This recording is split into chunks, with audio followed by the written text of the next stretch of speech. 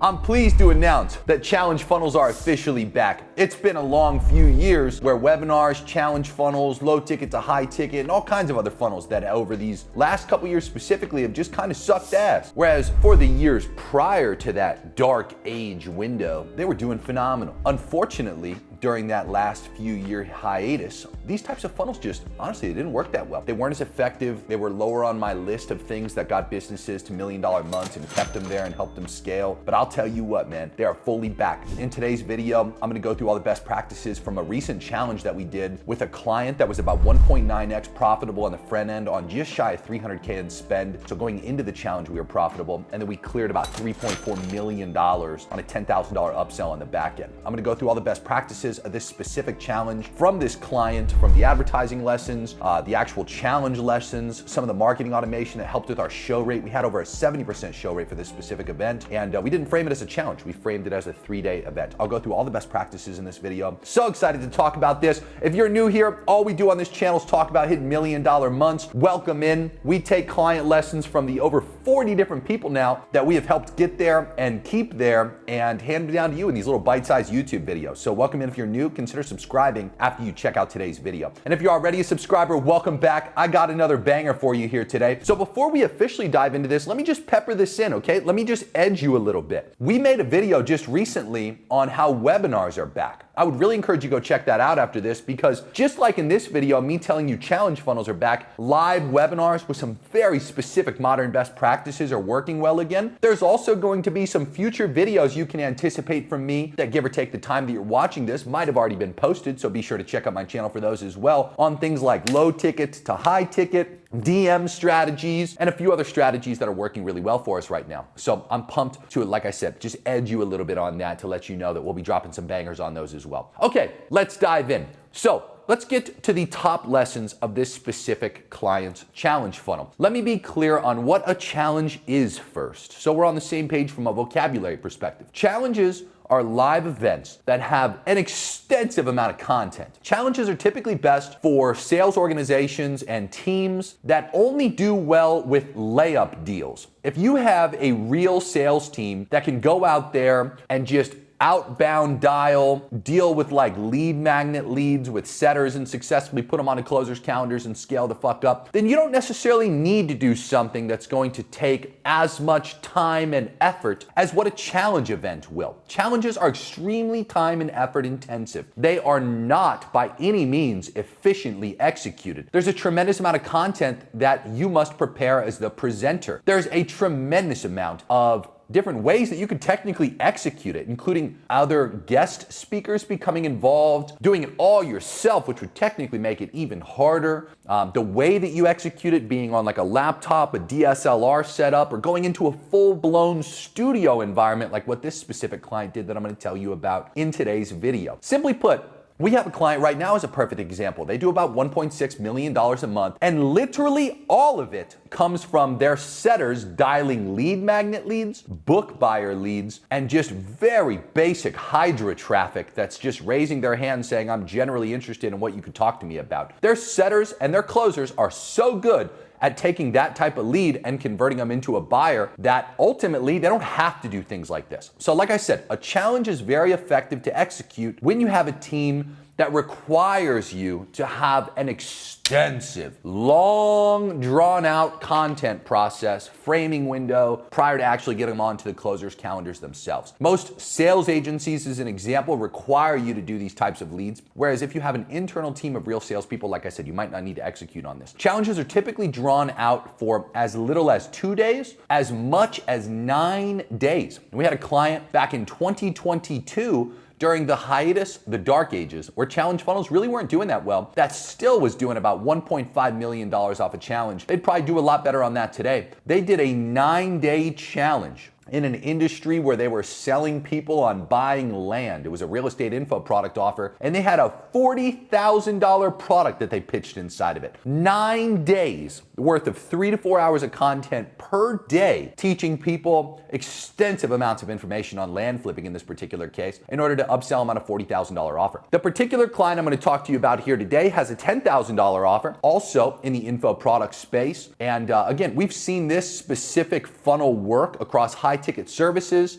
We've even had a few clients in the high ticket e-com space that have successfully executed challenge funnels, although much more rare. This type of funnel strategy is typically used in the info product world and in some instances just in the high ticket service world in general. So without further ado, let's dive into some of the best practices. First of all, you can do a paid challenge or you can do a free challenge. Here's some of the pros and cons to both. Paid challenges will obviously add some friction to the front end process. You'll typically get far fewer quantities of people that are gonna actually register, and give or take the specific level of spend that you're gonna put towards this thing, that's gonna dictate the volume of people that you're gonna get in. And due to the fact that you have a 3 to potentially upwards of more days than that worth of content to put people through, you're gonna have a degrading show rate each following day. So what you ultimately have to remember is, and it's very simple to conclude to this, people who buy the challenge have a much higher probability to show up. People who opt in for free to the challenge have a much lower probability to show up. That doesn't mean that free is unprofitable. It just typically requires you to financially model things a little different when you execute these things. Let me also pepper in a few more best practices and the pros and cons to both. Paid challenges will typically also increase your show rate for each subsequent day that follows, which you're gonna want, because typically you're not pitching on day 1 of the challenge. Generally, you're pitching on day 2 of the challenge, which is a very important consideration. Again, with free challenges, although yes, you might bait people in successfully to show up to the first day,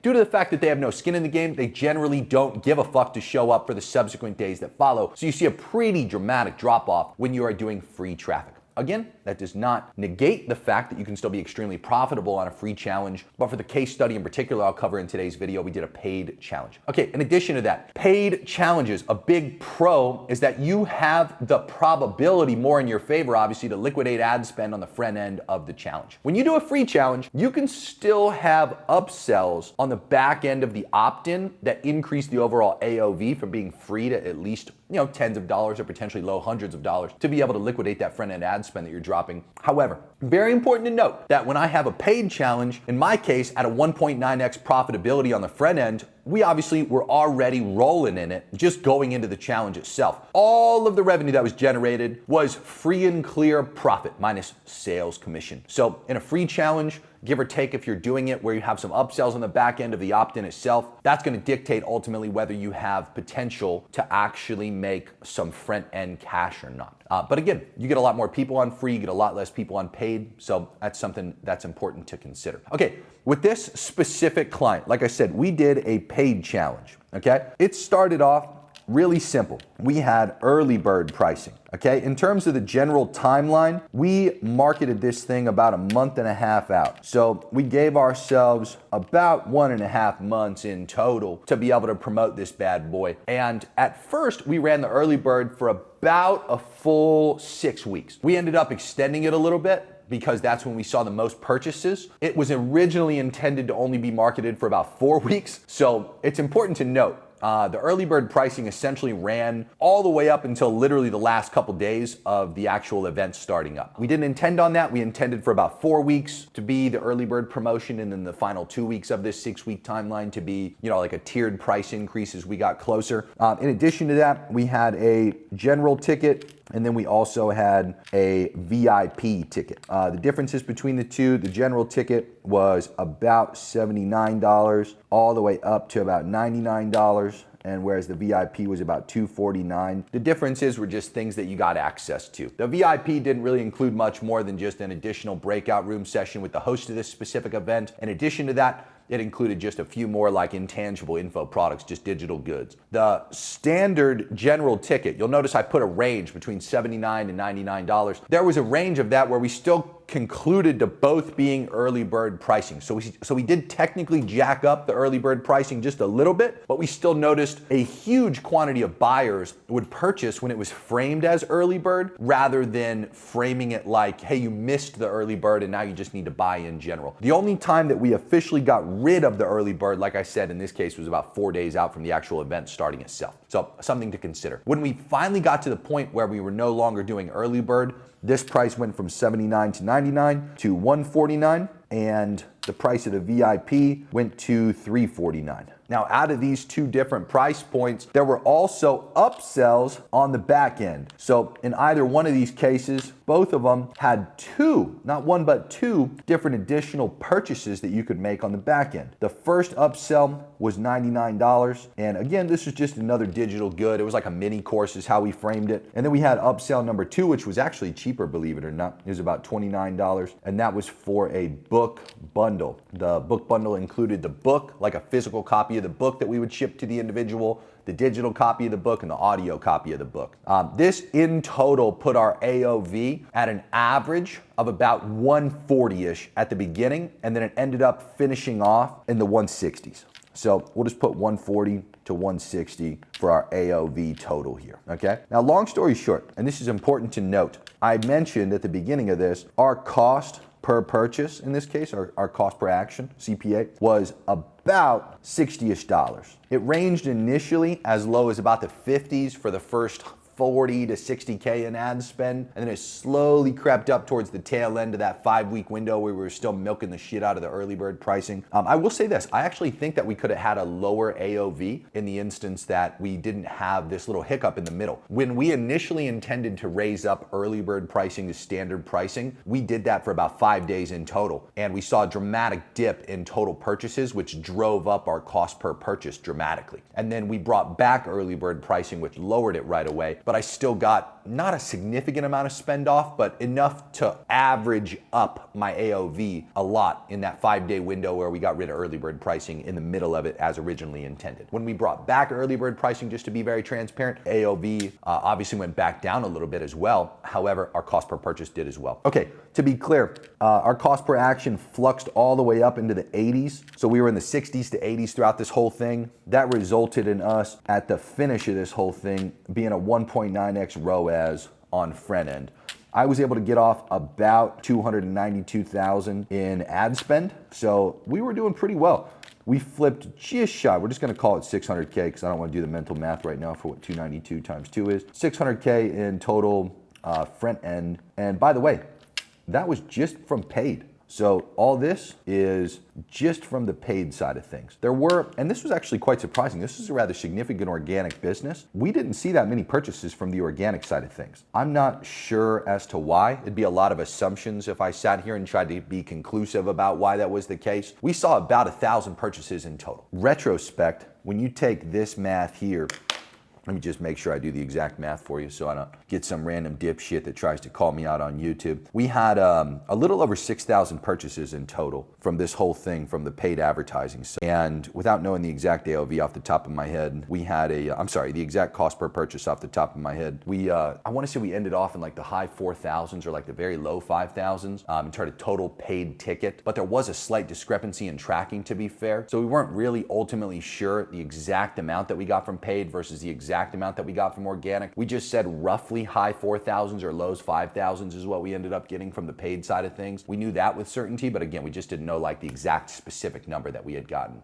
There were discrepancies across the board. We had done a lot of funnel testing throughout this. One of the other mistakes that we made in this whole process, generally what we do as a best practice, we have one funnel that's specific for our paid advertising per channel, and then we have another that's specific to just the organic channel. And there was a new staff member that was hired within this person's business that was responsible for the funnels. They had sent us over one of the organic funnel links, and we had not caught that issue for about 10 days of the full advertising process over that 6-week duration of time. So a little more than a week, almost a week and a half, we had an organic funnel technically attributing sales to it that should have been attributed to paid. We did have tools like Hyros that were able to help pick up on that and help with our attribution issues. But due to the fact that we generally follow this like triangulation of truth tracking model where we have 3 different mechanisms for tracking so we can triangulate the truth and try to figure out what was actually accurate. I can't give you like a very specific answer, unfortunately, which I'm sure you'll deal with too.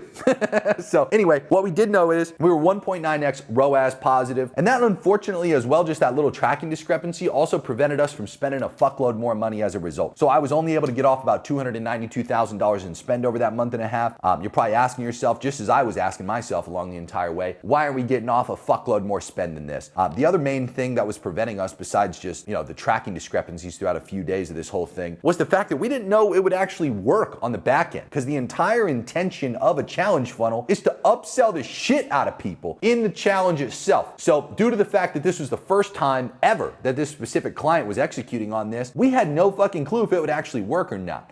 Now, although yes, we were turning $1 into $1.90 on the back end, we unfortunately just didn't feel confident to continue spending an aggressive amount of money because we also wanted to maintain that ROAS. We didn't want to work it down to break even. I will say this, in almost every single challenge that we ever executed in the past, and that will continue to set the expectation for all future challenges that we execute, we tell clients we do not anticipate being front-end profitable. Is the expectation that you will turn $1 into $1.90 on the front end the usual going into it? No, actually quite the opposite. For almost all challenges that are executed, you're generally losing money on the front end when you do paid challenges, especially and obviously when you do a free challenge, you're also losing money on the front end. So it's important to note, like in most instances, you're not going to be able to just spend a fuckload more money in perpetuity as you maintain profitability on front end challenge sales. You are most realistically going to set like a hard budget for this thing. You're going to have a gambling budget that you want to calculate to determine whether it's actually worth it or not to go above that budget at a certain point based on what your cost of acquiring a challenge opt-in or a paid challenge buyer actually comes out to. Ultimately, if you're profitable like I was and you do not want to operate out of a fear-based mindset and you have a lot of confidence that you're actually going to be able to upsell the shit out of people, I would encourage spending as much money as humanly possible that your credit card will allow you to while paying it off in real time if you are maintaining front-end profitability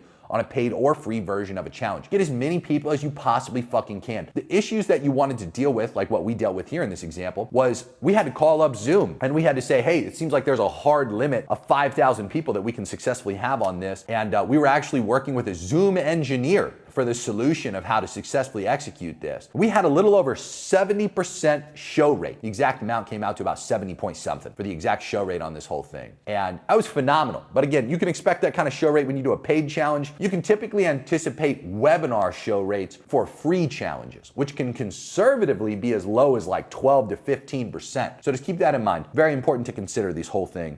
Okay. Outside of ad spend and just front-end acquisition, I want to be really clear when I say this. The show rate to getting people to be excited about the challenge and to make sure that you have as big of a show rate as you possibly can have, you want to follow all the best practices that we've laid out on this channel historically. So one of those best challenges when it comes to show rate was the hammer them strategy. We milked the living shit out of the hammer them strategy, and we had to do it a little bit more aggressive than what we would generally do because in this case, we had a little over 6,000 different people that we had to hammer, and it was a broad duration of time. Typically with the hammer them strategy, we have a very short-term window with a very tight audience, okay? So for all those unfamiliar or unaware, the hammer them strategy is a content marketing strategy that I created just over these last about year and a half, almost 2 years now, that we've been using mainly for call funnels originally. What we noticed with the hammer them strategy was when somebody would book a call prior to them actually showing up to the call, if we could successfully get about 15 to 20 originally short form pieces of content that fell into these 4 different quadrants of content categories, we had a lot of success with moving the lead that booked the call further down the sales process. A lot of the sales feedback were things like, hey, these leads feel much warmer. Our goal with content marketing strategies like that is to replicate the organic sales process as close as humanly possible. With what we do now with the hammer them strategy, outside of just short form, we've also incorporated long form content into it as well. So we have 2 different campaigns that will successfully run for it, one with short form and one with long form. So ideally, in the context of a call funnel in this example for where it originated, prior to the call, we would get a lot of content in front of a lead prior to them actually showing up for that call. We've used the hammer them strategy successfully on things like the Hydra. For all those unfamiliar, the Hydra is my lead form strategy that we created almost 5 years ago at this point, and it's just using the instant forms and lead forms on these social platforms for advertising. They're very direct and they typically cut out the application part of a call funnel.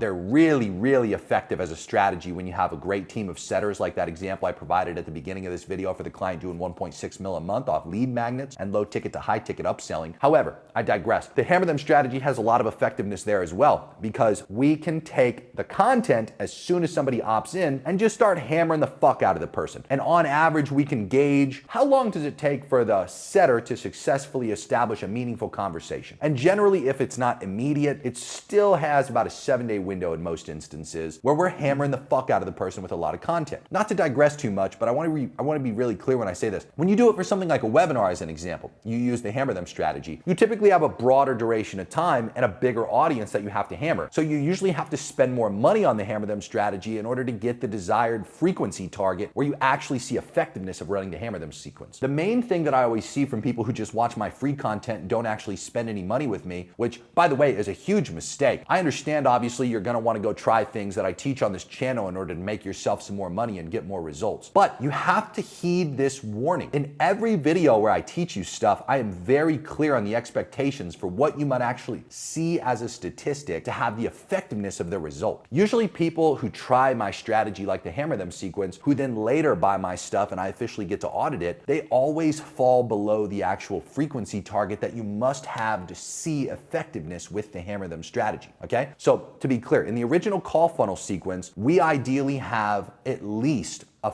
15 to 20 count frequency on unique pieces of content reaching that person before the call time. It's the same exact thing in terms of an expectation that we want to achieve for a webinar. So if I get somebody to opt in and I have a 2-week promotional timeline, I want to have at least a 15 to 20 frequency count over that 2-week duration of time. But because I have a bigger audience, I have to spend more money to achieve that frequency to see the result I'm after with the hammer them strategy. Within a webinar context, that would be getting people to show up and getting people to buy at a higher rate. In a challenge funnel, I'm typically getting even more people that I have to hammer, so I have to spend even more money on the front end in order to achieve that desired frequency target. So as you know, on this channel, all we talk about is hitting $1 million months, okay? One of the biggest gripes I get from the smaller people who watch my pages is like, hey Jeremy, I don't really feel like you're talking to me and I don't know if I can execute this successfully. And you're fucking right, okay? I'm not talking to you about spending $1,000 a month on ads. I'm talking to the big dogs that are gonna spend a fuckload of money on the things that I'm talking about and that want to make a fuckload of money with it as well. So with the expectation I'm about to set, yes, it might exceed what you're willing to spend in an entire month on ad spend. But in this context, when we make $3.4 million fucking dollars in 1 month, that's the type of person that I'm talking to that wants to achieve that level of result with what I'm handing down in this specific video. Could you theoretically find a way to execute on these things at a smaller level? Sure, but with smaller levels, you typically have a higher probability to fail, okay? If you're in programs like my Inner Circle group as an example, where we do twice a month one-on-one calls, weekly group calls on topics just like this, we go through information at length to ensure that at smaller budgets, you have the highest probabilities to succeed. But we also recommend very specific strategies, both for your advertising and for your conversion mechanisms, AKA the funnels that you're gonna choose to use to actually see effectiveness with whatever budget you have. If you're just simply sitting here on YouTube watching my stuff for free, I can't give you that context. So you have to be able to successfully think with what is most appropriate for me to choose to do as an ad strategy or a funnel strategy relative to all the options that I have available. You obviously have to make that conclusion yourself. If you're inside of one of my paid offers, as I mentioned, like my Inner Circle, which also includes our quarterly in-person masterminds, and we have a group chat that you can tag me and just ask questions to everybody else in there. It's a little over 130 people currently in the group that are all rich people trying to get a hell of a lot richer, doing things similar to you. They're offer owners, people who are category kings, or to the few girls that we have in there, category queens, that are attempting to make a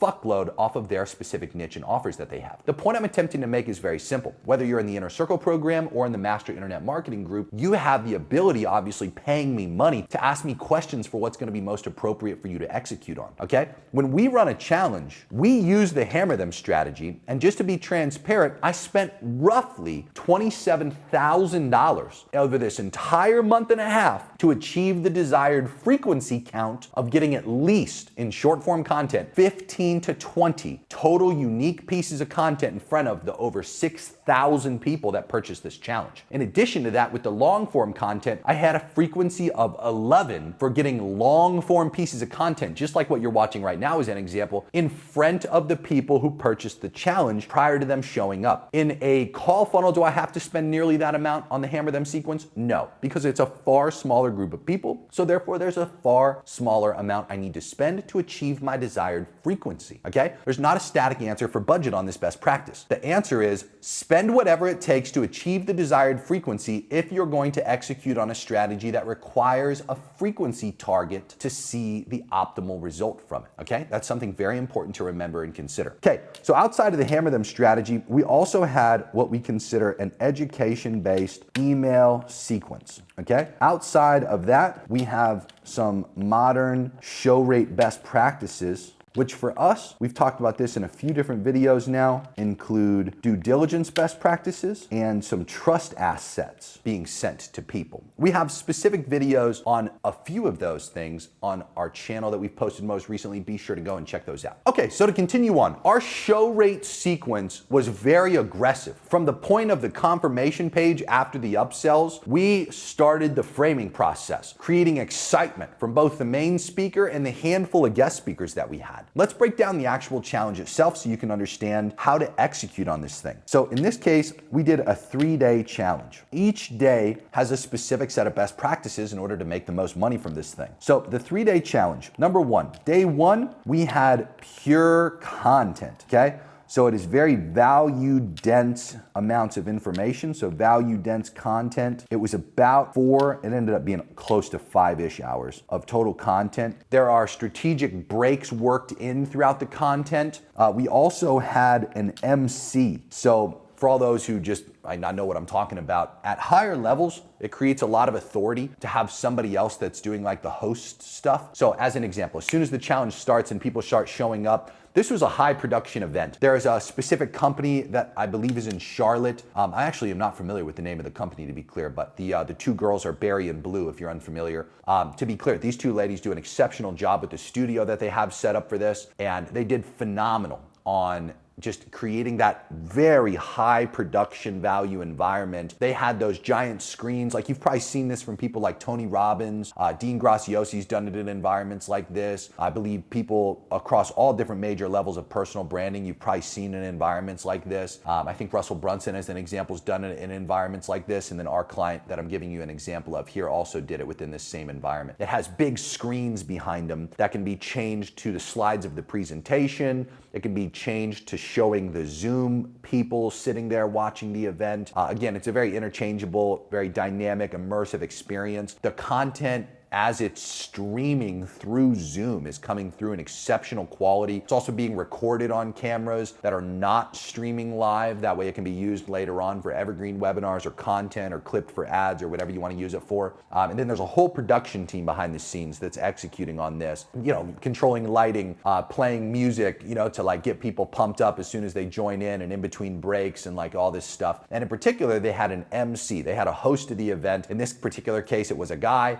This kind of guy is responsible for creating energy, getting everybody hyped up, getting everybody enthused, controlling the frame, introducing the next speaker that comes in, and then transitions off to the speaker that presents next, and just you start the process of dropping the value. Usually every speaker would talk for about an hour. So over the course of this almost 5 hours, you had about 4 speakers in total on the first day. And I want to be really clear when I say this. Obviously, the event in most challenges is themed around a particular outcome. Due to the fact it was a paid event, and yes, the intention and whether it's paid or free is to upsell the shit out of people, you have to keep in mind, you are there to deliver a fuckload of value.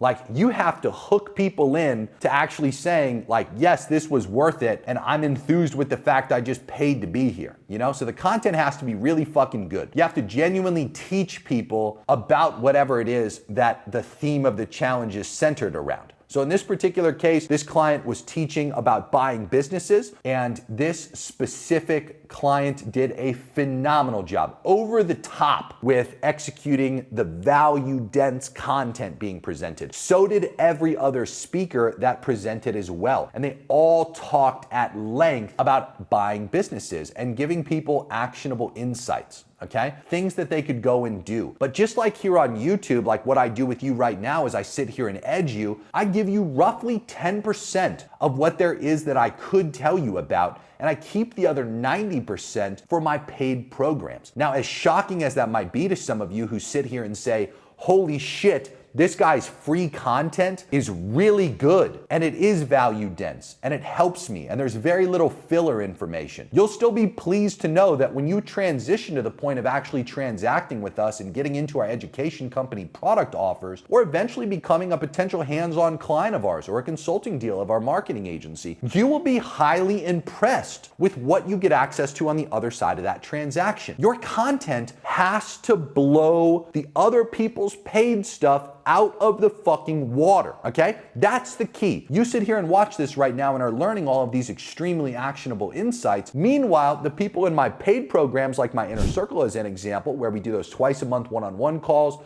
30 minutes each, booked at your convenience. You can message me in real time with things that you want me to review. I typically get to it a couple hours after you message in, sometimes the next morning, depending on the day and the time that you message in. You can message me in the group chat in real time. You can ask other people questions in the group chat in real time. You can come to our quarterly in-person masterminds, hosted in January, April, July, and October right here in good old Miami, Florida. And in addition to that, like I said, you get the group chat full of rich people trying to get a hell of a lot richer, and our weekly group calls hosted on Saturdays at 11 a.m. Eastern Standard Time. Inside of those programs, we talk at an even higher level about these same things. We go through our SOPs. We leverage AI Jeremy to exploit these things in real time, in addition to real Jeremy, of course, in order to make more money, okay? So again, my point is, the free stuff, okay, like what you're gonna present in the challenge, has to be value dense, but you're still holding things back. But they're also not really thinking to themselves, this person's holding back. Just like you right now, you're like, fuck, that's good. You know, there's stuff I can go do with this immediately. You get what I'm saying? There's still things you could do to get a result, but ultimately when it comes down to me saying, hey, buy this, it still makes sense to buy it because you're still gonna get more value out of buying it, right? So in a paid challenge or a free challenge, that's a major key. Okay, back to my points here. So outside of value dense content, outside of the fact that it was about 4 to 5 hours a day for the first day in particular, we also have the MC for a nice authority edge. Okay? Somebody that comes in and does all the filler stuff that you don't otherwise want to do. That way the speakers maintain high levels of authority. Okay, last thing, and this is very important to understand about day one. It is all about getting people to show up for day two, okay? This is what's important to understand. If you lose people on day one, day two is where you do your pitch. So day two is, and we'll talk about this at length here in a moment for like what you successfully execute on day two, but day two, simply put, is where you're gonna make your call to actions to actually start the process of making money off this whole thing, okay? So if you fail on day one, if you do an awful job actually giving people a reason to show up for day two, you're gonna have a bad time. You have a much lower probability to actually make money off this whole thing at the level that you probably want it to be, especially given all the time and effort it's gonna take to execute this kind of thing, to actually make money off day two, okay? Really important to consider. All right, so let's go into day two. So day two is, first of all, really fun. I wanna give a quick shout out to Myron Golden. Myron Golden is arguably one of my favorite mentors I think I've ever had. You could pay Myron upwards of like whatever he's charging currently for his, he calls it $1 Million Day, I think is the name of this specific offer that he has. He has two different things in particular that I'm gonna talk about briefly. The pre-framing is the main thing that I'm gonna sit here and talk to you about that I learned from Myron, okay? So first of all, without giving away all of Myron's sauce, because again, learning it from Myron directly it's just so fun, first of all. Myron's an incredible person to learn from. If you ever get the opportunity to do so, I would definitely encourage that you do it. But Myron is one of the smarter people that I've ever had the opportunity to learn from, and he has such a unique approach. And one of my favorite things about what the guy does is this concept he has called pre-framing, okay? So when you show up for day two, you'd logically think like, okay, I need to also immediately go into like value dense content, you know, get people excited and like continue to fulfill on the premise of the challenge. But in almost all instances, like what prevents people from purchasing things are like very specific mental blocks that have to be addressed prior to you actually making a call to action. Like as an example, here in this very video, as I make call to actions to you to check out the links in the description for our paid offers, there's something that's left unaddressed if you don't actually go and take action on it. Like as an example, maybe you've been absolutely fucked by other people that you've bought courses from. Or maybe just the fact that I live in Miami, Florida makes you have some kind of association that I'm a piece of shit or a scammer or something due to the fact that Miami has somewhat of a reputation for people like that living here. You know, at the end of the day, there's something typically left unaddressed, right? It's like, I know you're gonna get a fuckload of value out of our paid offers if you're the right person, but if I can't successfully, without a back and forth conversation with you, actually plant and address the right things in your mind to make you confident come time that I make the call to action, there's a much lower probability that you take action. So the concept of pre-framing that Myron teaches is we want to successfully frame before we actually make our pitch. That way, by the time we make our pitch, there's a much higher probability that people are responsive to it. It's not just about dropping the extremely value-dense information and then just saying, hey, by the way, if you want the last bit of what I didn't talk about, go and buy my stuff. Like I said, if the different mental objections are left unaddressed, we will fail to convert a majority of the people there, okay?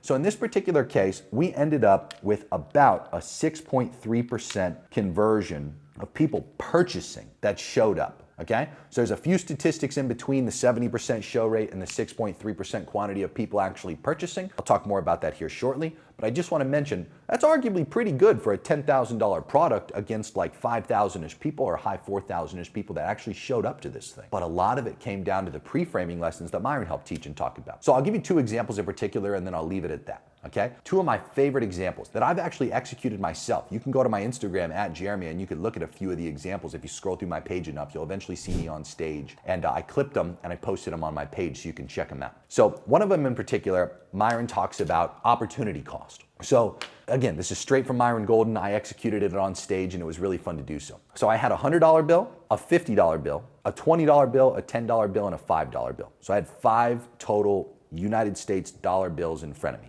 Okay? And I had each one of them in my hand. And I called up 5 random people from the audience at this specific event that I was at and doing this with. So I get 5 people on stage and I have them all stand behind me, okay? And I have a microphone and I start telling this story about taking advantage of what we call first movers advantage. So in this particular case, the offer that was going to be pitched at this event had a lot to do with taking action on something that would be considered a risk, and you'd be one of the first people doing it. So one of the pre-framing lessons that had to be instilled prior to making the call to action to buy was that risks are worth taking when there's new opportunities because you typically get the most result compared to the people who later take action, okay? So long story short, I get to the point where I'm telling a story about it was a guy that I had lunch with, and this guy told me, this is an audacious claim that this guy had made. He was like, dude, I was making upwards of like $160 million a week selling shares in companies before they had gone public. And I was like, well, excuse me? Like what? You know? And anyway, the guy essentially reveals to me that he had this company where he was selling shares in defense companies that ended up being like major publicly traded companies. But before they had actually ever hit the public market, he was essentially buying employees' shares, which the employees were happy to sell to him because they were able to liquidate their stocks that they otherwise would have been illiquid technically. And he would then take those shares on the private market and he would go and sell them to other people. Long story short, this was one of the first guys who had ever done this. He wasn't the first, but he was one of the first. And as a result of being one of the first, he made a fuckload more money than the people who try to do it today, as an example, because there's a lot of different people that technically can do that nowadays. It's no longer like a first mover's advantage. One of the most classic examples of this reference would be like gold mining, right? Like way back in the day here in the United States and in different parts of the world, you had everybody that really settled into the eastern United States. And one of the main drivers for going west, outside of just the difference in environment, it was a pretty big risk back in the day when you would move across the entire country. It wasn't as easy as it is today, obviously. Was financial motive, of course. Some of it was homesteading. Like as an example, here in the United States, we have a state called Montana. There's a concept called homesteading, which would give you the opportunity to just go claim X amount of acres of land, which could be literally tens of thousands of acres of land. And as long as you made it productive, which meant like farming or doing agricultural or potentially like logging or all kinds of different things, the land was yours. You essentially got it free and clear, but you had to make it productive. Another example would be the gold mining, right? Just going across the entire country to go and mine for gold for financial gain, right? And there's tons of different examples that you could use for industries that you might be aware of. When you tell these stories, right? So I'm telling one about the guy who made $160 million a week selling shares in companies before they'd go public, buying them from employees. I then held up a $100 bill and I said, what's interesting about the first mover's advantage, the people who take action first before anybody else, is they make the most money. The people who take action first, they always make the most money. And you essentially just sit there and repeat it a few times until one of the 5 people behind me actually had it that click, and two of them in particular just come rushing up and they try to take the $100 out of your hand, and you let one of them take it, and then everybody in the audience gets it, right? And it starts sinking in for what the other four have to do next. And then you hold up the $50 bill next, and you continue on with your story. And you're like, and listen, you know, the people who came to Montana at a later time to homestead, it's not like they made less. It's not like they got that much less land. Like, hey, maybe instead of the 100,000 acres of land, maybe they only had 5,000 acres of land, you know? And then you hold up the $50 bill, the second lowest denomination, and you say, well, I mean, the person who technically moves second, like, they still do pretty good, right? But they don't make as much as the first person, and one of the other four people just comes up and snatches it from you. And then you do it for the remaining three bills, for the $20 bill, the $10 bill, and the $5 bill. And the person, you know, who grabs the lowest bill, the $5 bill in this case, they obviously kind of get laughed at by the entire audience, and they kind of feel bad a little bit. They don't like rush up to you to take the money, and they typically walk a little slow. And like I said, they just feel embarrassed overall. And then you point out to the crowd, you say, but you sitting in the crowd, as you laugh at that guy who just only got $5, you know, the person who technically moved last, right? Sure, he didn't make as much as the first guy who got 100. He didn't even make as much as the second guy who got half as much as the first guy. But you know who got literally nothing here? And you do a nice pause and you just look at everybody in the audience. You, the people who just sat here, who just watched on the sidelines, who didn't even have the willingness to come up on stage and take a risk, you laugh at the guy who only got $5, but how much did you make through all this? You didn't make anything. You only learned lessons. They learned lessons and they got paid. And then everybody gets it, right? And you emphasize the power of first mover's advantage with a lesson like that. Myron has another one that's really, really good, and I call it penny vision. I'm sure that he has a very similar name for it. I highly doubt that people actually carry pennies nowadays, but I always like to think that Myron probably plants somebody in the audience with a penny, or maybe in a backup plan, he just carries one around with him. But same kind of concept. I did this on stage as well. You have a penny and a $100 bill, and you'll tell the story of how sometimes you have to get people to tell you to move, you know, something that's blocking your vision, preventing you from taking advantage of opportunity, to then be willing to take advantage of opportunity. So Myron starts to tell this story, right? Again, it could be any manufactured story or something that's, you know, obviously real, ideally, that has happened in your life. Like, I'll give you a great example for what I talked about on stage. So again, this is all posted on my Instagram at Jeremy, with another specific clip of me doing this if you want to go check it out. So I hold up a penny in front of my eye, okay? And I hold up a $100 bill in front of me. And I'm telling the story while I keep this in front of me, okay? And I start to tell the story where I'm like, you know, one of the worst things that happens in my education company is knowing that I could help somebody, but them not knowing I could help them. You know, they have something that blocks them, prevents them from actually taking action with us and buying from us. And it could be as simple as they've just had hand-me-down beliefs, you know? Hand-me-down beliefs could act as the penny that prevents me from seeing what's right in front of me.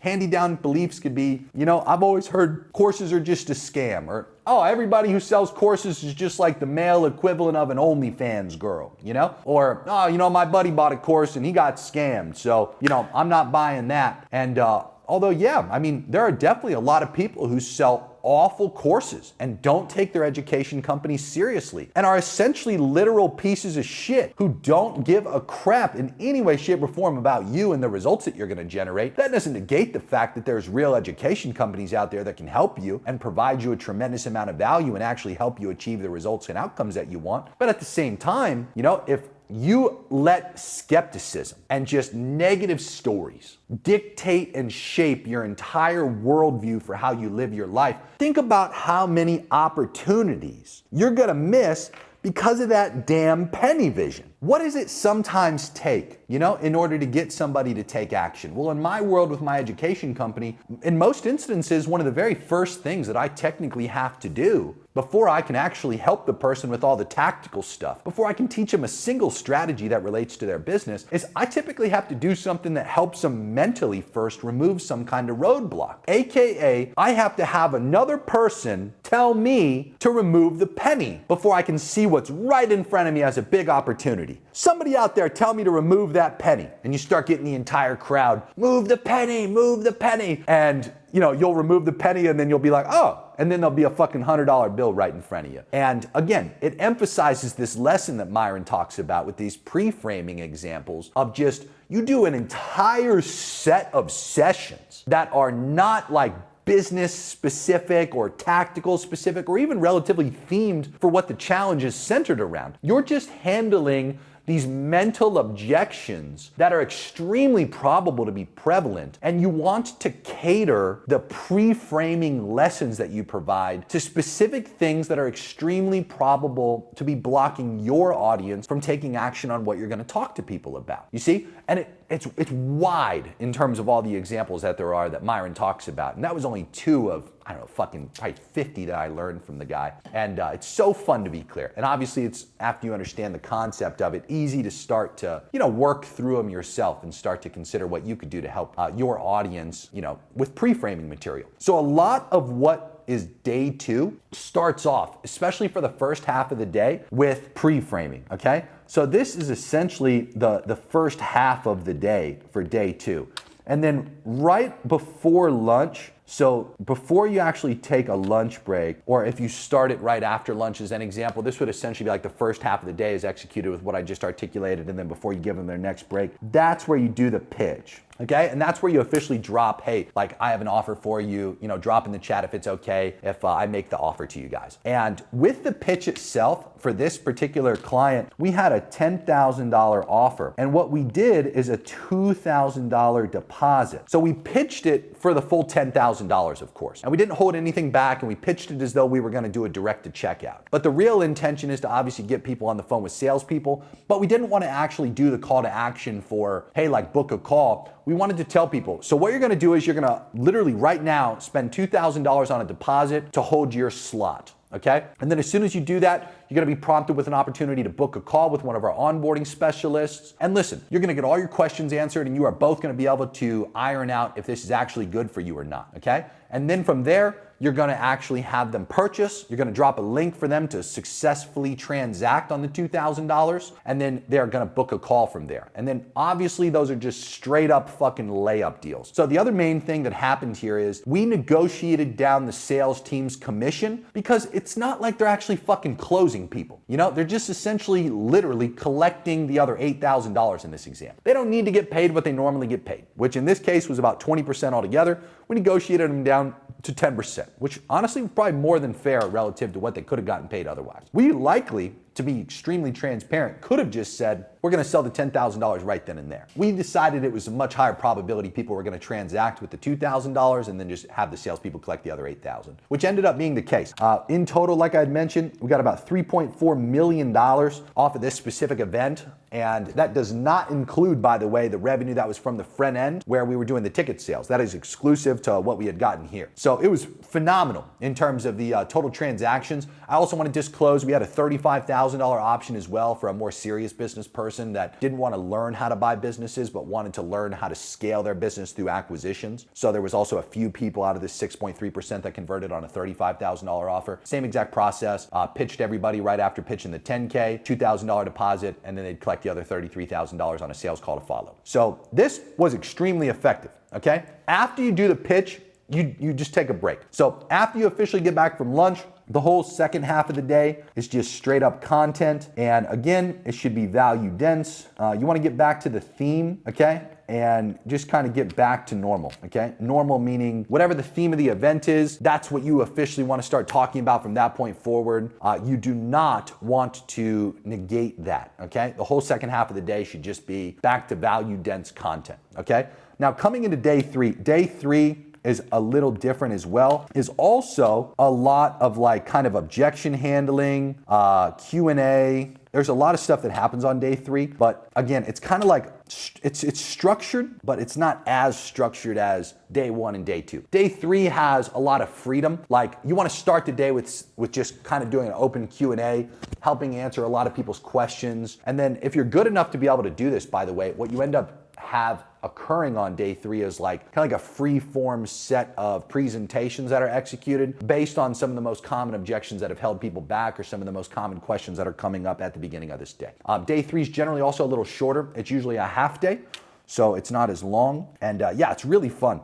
To be clear, there's a tremendous amount of additional detail I can share on the challenge model, and I would love to do so. But to be clear, I'm not going to do it here on YouTube. I think I've already given you a tremendous amount of value. I would encourage you joining into my Inner Circle offer. You have to be making at least $100K a month in order to just qualify for that. To be clear, if you're not making more than $100,000 a month, then you would be more appropriately fit for my Master Internet Marketing program. 7 weeks of classes that are about 3 to 4 hours in length, a couple hundred homework library videos to consume in between, worksheets that help with retention of all the information that you're gonna get fire hosed at you. It is a tremendous amount of stuff. I would encourage that you apply for that. The link is in the description if you're below 100K a month. And of course, if you're above 100K a month and you're trying to get a hell of a lot richer than you are right now, the link for my inner circle is also in the description of this video. Twice a month one-on-one calls, weekly group calls, we have quarterly in-person masterminds, and we have our group chat full of rich people trying to get a hell of a lot richer than they are right now. For the very few of you that are making a good amount of money and have an offer that we would love to come in and hands-on scale, we also have a link in the description for our marketing agency that you can check out. Our company name, Megalodon Marketing, that's our marketing agency, and there should be a link for it down in the description as well if you would like to apply for that. Although to be very direct with you,